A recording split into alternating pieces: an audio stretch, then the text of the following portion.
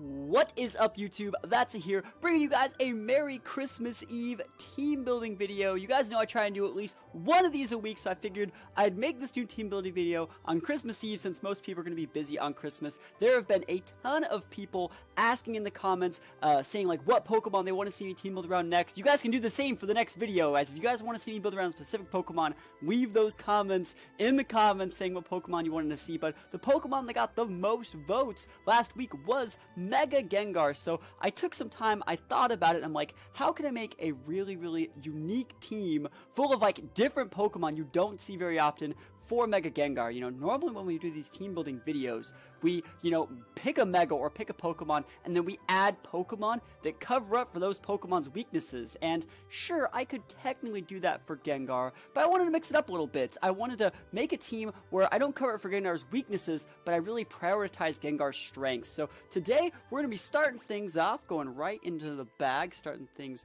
right on up, going into the box. I probably should have started right here, but yeah, we're going to start out with Gengar. So bye-bye, Caterpie. Better luck next time. So we're going to start with Gengar. I'm going to talk about my moveset, I was going to say my items, but no, my moveset and my nature choice and stuff like that, and why it really influences how I play it. So we're starting off with Gengar. I really feel that obviously this is going to be a Mega Gengar. So Mega Gengar gains a lot of speed and special attack upon Mega Evolving. Fortunately, there's no abilities in this game, but note we're going to be using a timid Gengar, and you have to use a speed-natured Gengar for this team. It has to be speed-natured. It can be timid, it can be hasty, it can be naive, stuff like that, but it has to be speed-natured because Mega Gengar is base 130 speed, which is going to speed tie with Mewtwo's, speed tie with Aerodactyls, and, if you're not first, you're last, and, if you don't have the potential to potentially maybe speed tie them and go first sometimes, you're just going to automatically be going second, and that's not what you want at all. So you going timid forces them to also be speed natured as well in like a do or die, fight or flight situation. So it has to be speed natured. I'm sure most of you guys would agree. So here we go. Look at the move set here on the Gengar here. And I think my move set on my Gengar is actually a little bit weird. Let me know if you guys agree with this move set. So my move set's actually Substitute Will-O-Wisp, That is a tongue twister. Substitute Will-O-Wisp, Sludge Bomb, and Shadow Ball. So I know a lot of people like Taunt. I know a lot of people like Sucker Punch. Gengar gets so many cool moves. I know a lot of people like Psychic and Mega Drain as well. Those are all great moves. But for the type of team that we're building today, once you guys see the rest of the Pokemon in the team, this is going to make a lot of sense. Obviously, you want the Shadow Ball and the Sludge Bomb. Those are Gengar's two biggest stabbed moves. Those are his really big damage-dealing items. Note that Shadow Ball and Sludge Bomb is a 90 base, and Shadow Ball is an 80 base. So the difference in the two is if you know they're going to be switching, you can sometimes go for a Sludge Bomb, and that can give like a percent chance to poison the target, or you can go for a Shadow Ball, potentially get like a lower special D, and then maybe you can finish him off with a really strong stabbed Sludge Bomb. So, there's a lot of options on which one of these two is better to use in a lot of situations. More often than not, though, you're just going to lock yourself into one of them and just use those until all your opponent's Pokemon are gone. It's actually pretty good. You're going to get a lot of one-hit KOs, especially after Stealth Rocks on a lot of Pokemon, because believe it or not, a lot of Pokemon in the game are actually just weak to like this typing. There's a lot of Psychic types, there's a lot of Grass types, and there's even a couple really good Fairy types, so you'd be surprised how many KOs you pick up with Gengar. Other than that, my last two moves, Will-O-Wisp is really good. Like, let's say you're leading versus a Mega Aerodactyl, or sorry, a regular Aerodactyl, not a Mega one, and sometimes you're just going to be like, well, I know he could Crunch me, I know he could Earthquake me, but if I Will-O-Wisp it, I'll be able to live, and he'll be neutered. And since Gengar's much of a glass cannon anyways, it's not like you really need your full HP bar. So Will-O-Wisp is really good at crippling those physical attackers. It has an 85 accuracy, but once physical attackers are burned, it's going to half the power of all their physical attacking moves. So, like, it's really good against Muck, like Alolan Mucks, for example. It's really good against those Venusaurs that sometimes pack Earthquake. So, Will-O-Wisp is very underrated, in my opinion. It's even good if you know they're going to be switching, just throw out a Will-O-Wisp, because it's going to be a dot, it's going to do damage over time, it's going to be really good. And if you burn stuff like a Beedrill, like an Aerodactyl, like those Mucks, you could potentially use Substitute, and if they don't have moves that are like super effective or really strong, those substitutes are going to make it so you get to keep your sub and then just deal massive amount of damage, like steamroll them out, time them out with the Will-O-Wisp, and it makes a really cool creative set. And I keep on forgetting to disable people following my channel. It is 11:31 at night, and people are still just following my channel. I'm not live, I'm just recording. That's crazy. But really appreciate the follow. Yeah, so I really like this Gengar set. So like I said, instead of trying to find ways to cover up for weaknesses that this set has, because I'm going so aggressive, because I'm using such an aggressive Mega, I'm going to try to now influence my opponent to play the way I want. Now, normally if I was trying to cover for Gengar's weaknesses to like dark attacks, ghost attacks, psych attacks, I'd use like a normal type or something. I'd be like, Snorlax is a really good Pokemon to cover up for Gengar, and they both go very well off each other because, you know, Snorlax's only weakness is fighting. Like, that's a really standard way to do it. What we're going to be doing now is we're going to start adding Pokemon to our team that put our opponents down a path that is very predictable for us. So let's talk about a couple of Gengar's weaknesses, like ground attacks, dark attacks. What's one of the best dark ground attackers in the game? It's going to be Aerodactyl. And Aerodactyl is a very common Pokemon. So is Mega Gyarados. Those are both very common Pokemon. So is Mewtwo, a very common psychic Pokemon. So what we're going to be doing is we're going to be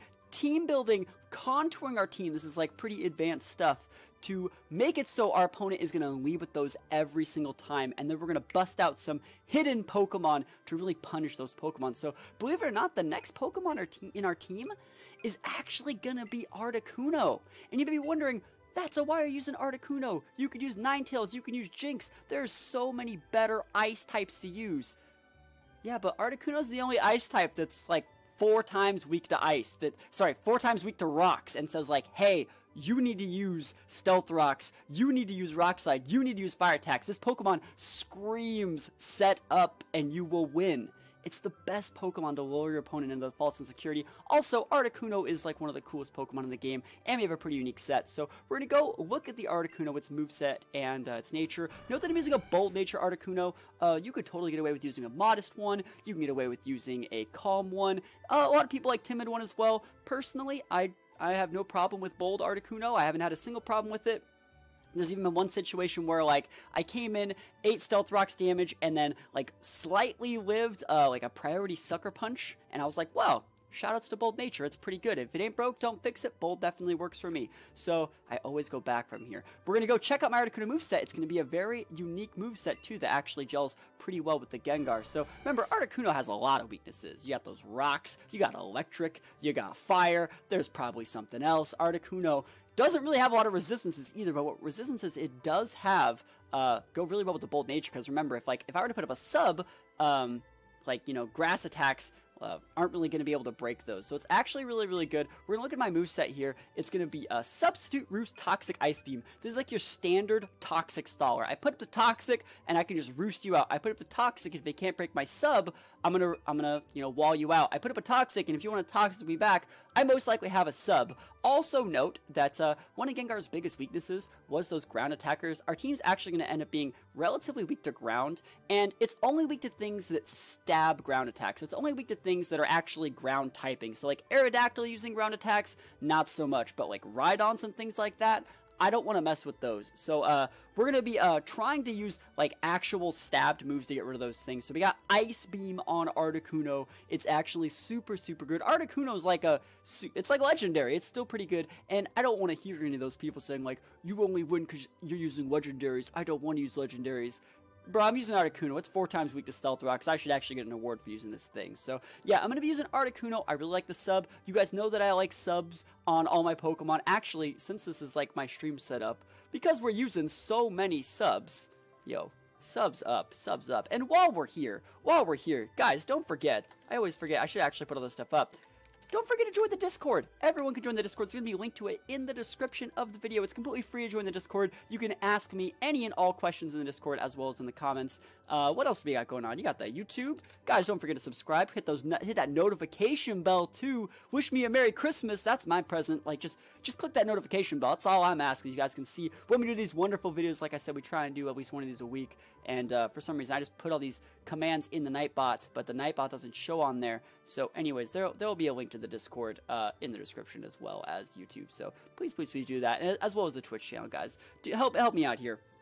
So this hat is completely in my way. Anyways, we're gonna look at the next Pokemon on the team. You guys are looking at the team right now. You got Articuno, you got Gengar. You know, you got big weaknesses all across the board. But remember, what we're trying to do is we're trying to influence people into bringing their Aerodactyls, people into bringing their Mewtwo's and other things like that. People want to bring in their Rhydons so we can just body them. And the Pokemon that we're bringing next is going to make it even easier for those people to be like, look at this team. Like, if you had an Aerodactyl, you'd be like, I can Earthquake that, I can Rock Slide that, I can Taunt that, I can set up on that. Same thing, if you got a Mewtwo, like, I can Psychic that, like, I can Psychic all of those things. And remember, this is like the type of scenario that we're trying to get our opponent to play into. Well, we are literally lulling them into a false sense of security so we can outplay them later on in the game.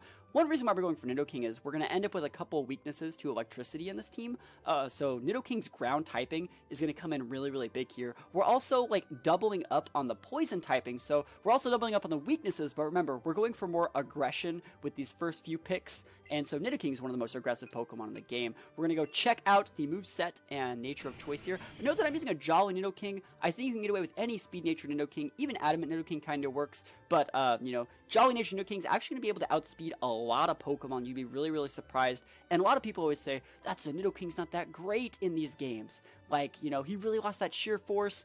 Losing his ability really sucks. It actually doesn't suck. Nidoking's actually really, really good. And we can see, once my friend goes offline there, we can see my moveset of choice is actually going to be Taunt, Stealth Rocks, Poison Jab, Earthquake. I went for a very unique moveset here. It's very one-dimensional. Very, very one-dimensional. I only want this Nidoking doing like one or two things each game, then getting taken out. I don't want it being on the board for too long. I do not expect this Nidoking to come in and sweep, but like I said, its biggest thing in the team is it's helping me influence my opponent's choices that they lead with, choices throughout the game, that you actually have to respect the Nidoking, because if I have Nidoking at any and all times, you're not really going to want to bring out like a Charizard.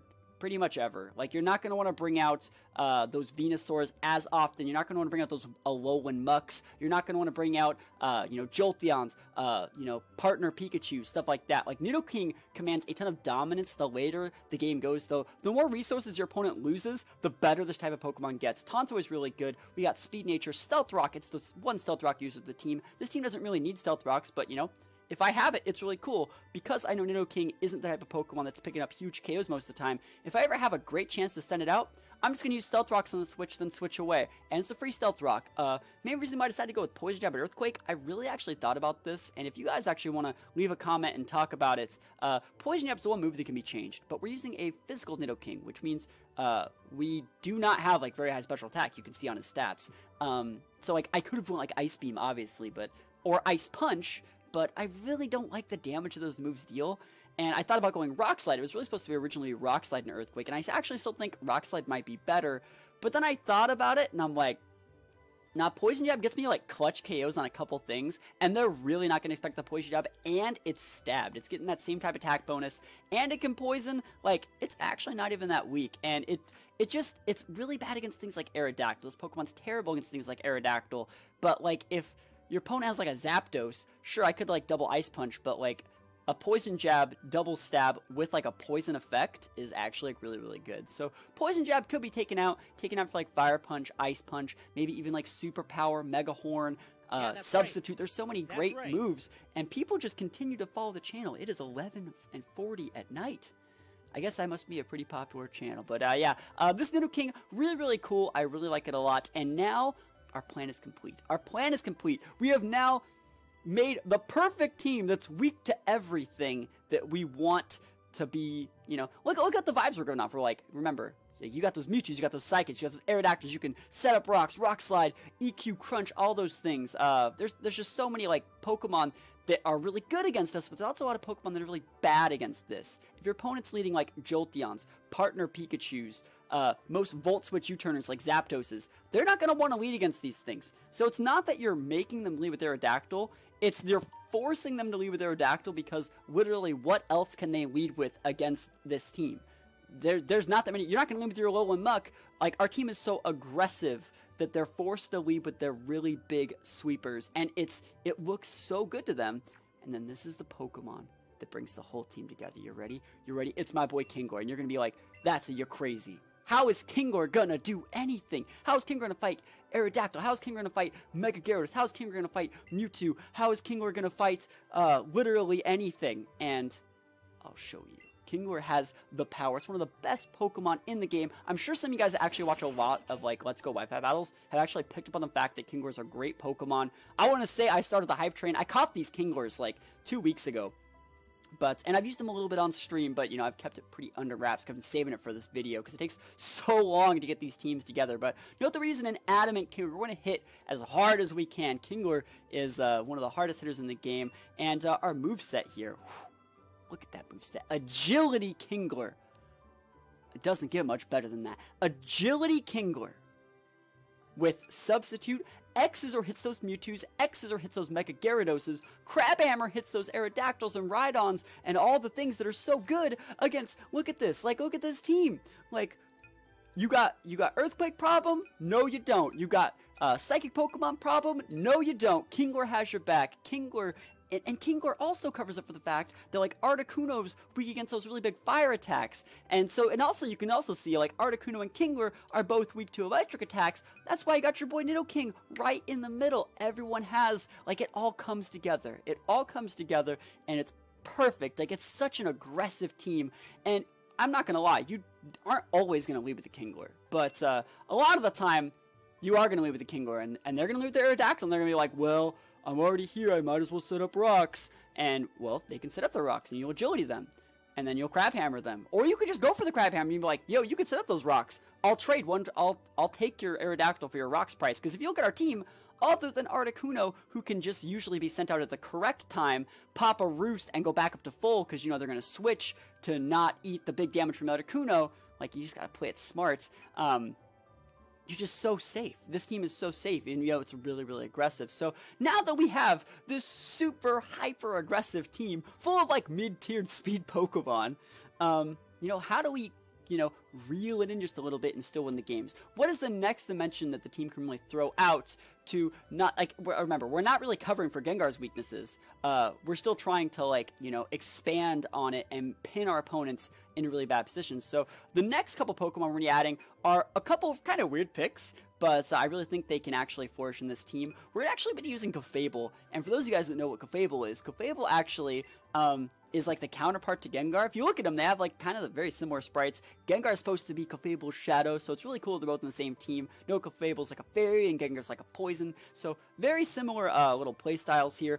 Clefable's gonna be our one of two Pokemon that kind of comes in and just derails our opponent's momentum. If they get popping off with a Mewtwo, they get like an early KO. If they, you know, have like really big speed control, Clefable's gonna come in and stop them from sweeping us. So it's like, hey, you got an early Swords Dance. Hey, you got an early Agility. No. Like, we're stopping this right now. You're not setting up. I gotta turn my phone off. Why did I think that was like a good idea to like have my phone on and, you know, I have that thing up, but I always like to thank all the subs, so it's like, you know, we still gotta thank them. So anyways, yeah, Clefable, we're gonna look at my moveset, and we're gonna look at my nature of choice, and there's a few natures you can go with Clefable. We're gonna be going with Bold, right? I actually think Bold is a pretty good nature, especially on the moveset we're gonna be choosing here, but, you know, you can go Bold, Calm. Some people like Modest, some people like Timid. Those are some of the standard ones. I guess like also like Sassy kind of works in very niche situations, but, you know, Bold is probably going to be the best move, or sorry, the best nature of choice, especially on my set.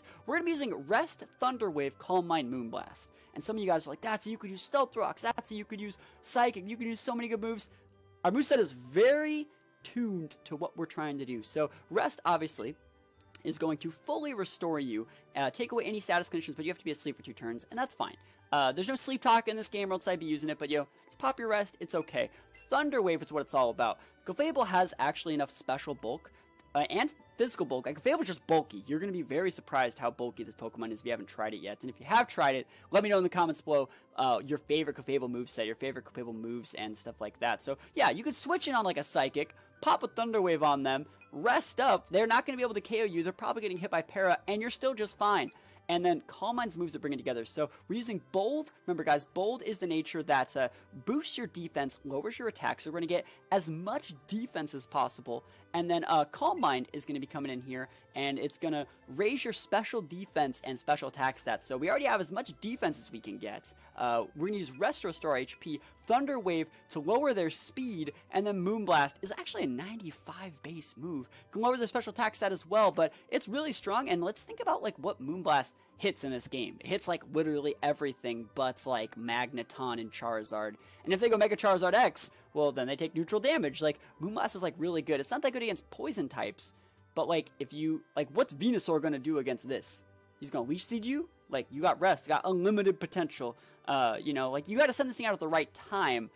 It's really good though for just coming in. You come in, even if they do switch in the right Pokemon like a Venusaur before you get set up, just pop a Thunder Wave, switch back out, you're totally fine. You force them to do that, and if you had Rocks up, you're in a great spot. And if they have Rocks up against you, well, if you look at your team, you're not really weak to Rocks. Like your Articuno is, just don't switch in your Articuno every other turn, and you'll be fine. So we need one more Pokemon, right? They can really bring this all together. We do have like a huge weakness to psychic attacks, right? We do have Gengar and Nidoking, and sometimes you don't always want to switch into Clefable because you don't know if it's like Mega Mewtwo X, Mega Mewtwo Y, Mega Alakazam. There's so many options. Like Starmie's also really good. So I actually decided to play it a little bit safe and actually go with an Alolan Muck here. So you can see our team is now fully come together. We have Gengar, Articuno, Nidoking, Kingler, Clefable, and Alolan Muck. So if you look at this team, like look at it, it just says like Aerodactyl seems pretty good. I can Rock Slide those, Earthquake, Taunts,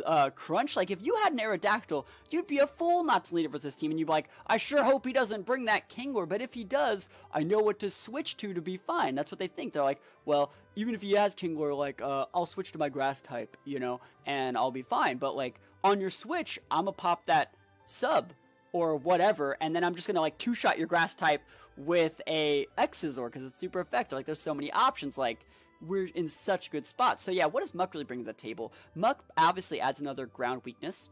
It's not that big a deal because we have like bulky, bold Clefable. Kingler is a physical tank. Articuno is a flying type. And let's actually think about what's using Earthquakes. Let's talk about it. The things that use Earthquake all the things that use it are too slow.